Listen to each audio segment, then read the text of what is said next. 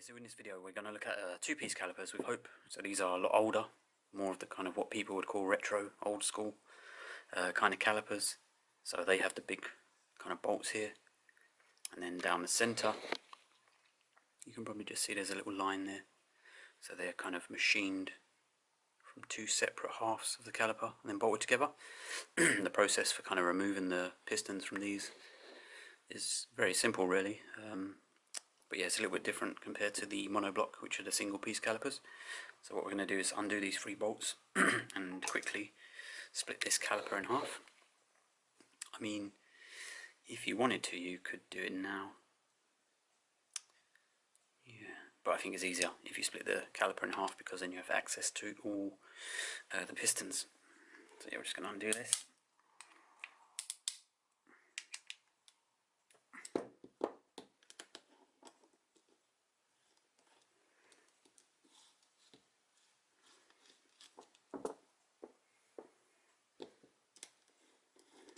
And then once you split this, there will be a little O-ring that could fall out on the two-piece ones. It's like a central little seal that they put there. Oh yeah, there we go. So that's a little O-ring there, so you don't want to lose that. So when you bolt them back together, they'll leak if you don't have that. So I'm just going to put that to the side. So what you have here is, there we go, you got stuck. You essentially just have this hole. So if you allow pressure to come in here, you'll be able to move the pistons out of the way. So what I'm going to do is just grab like a bicycle tyre pump, and we're going to do it that way. Yeah, I've kind of been messing with this a little while, just to see which is the best way around. Obviously the caliper's been split in half. This system isn't like fully airtight here, so if you don't pump quick enough, you'll slowly lose a bit of air from that. That kind of, I guess, depends on your pump. This piston's moved a little bit. This one moves very easily. So what I thought is that it's actually better to remove this one for me personally, because then I can block that hole, and then I can block that hole. If I remove this one first, I've got to try and block that hole and block that, and then pump and do it on camera, and if you don't get your finger flat, it's not going to seal that hole very well. So yeah, what we're going to do is just block this and cover that, just so that piston doesn't fly out.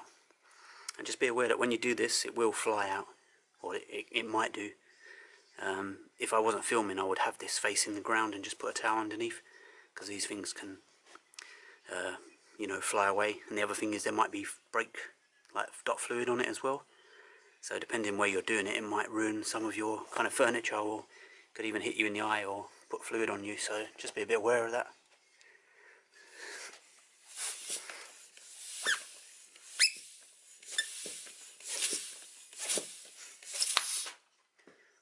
That one went quite far, and you can see there's a bit of kind of fluid behind.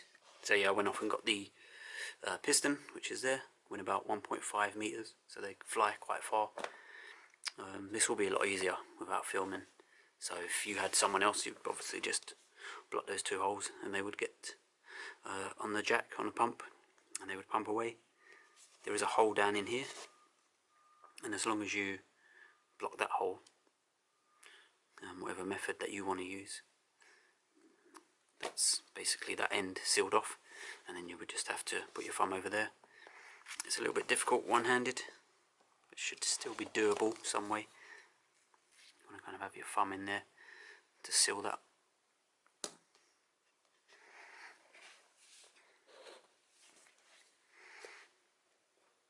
And then you need quite a bit of pressure on that one as well, so it's a bit awkward, I guess. Probably should take these bolts out so it could lay a bit flatter and I could push down on it. Let's try something like that. Let's see if we can get that one out.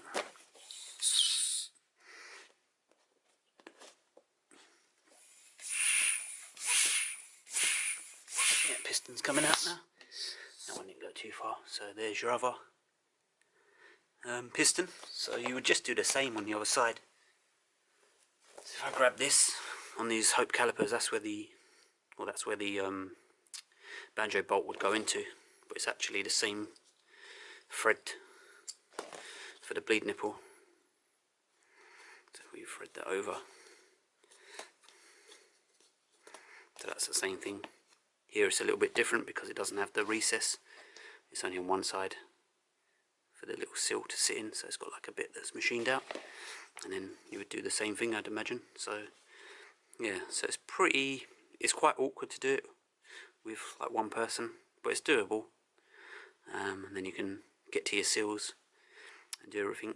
That's kind of a way to get them out, because if your sills are badly damaged and they're leaking a lot, you might not have enough pressure to push the pistons out, and then once you get one piston out, all the fluid's going to come out anyway. So yeah, it's just a method of getting these ones out. Just wanted to see how tough it was to push on there.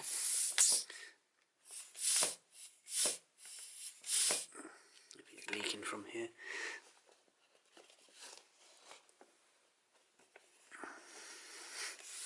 Oh yeah, there we go. So that one would come out.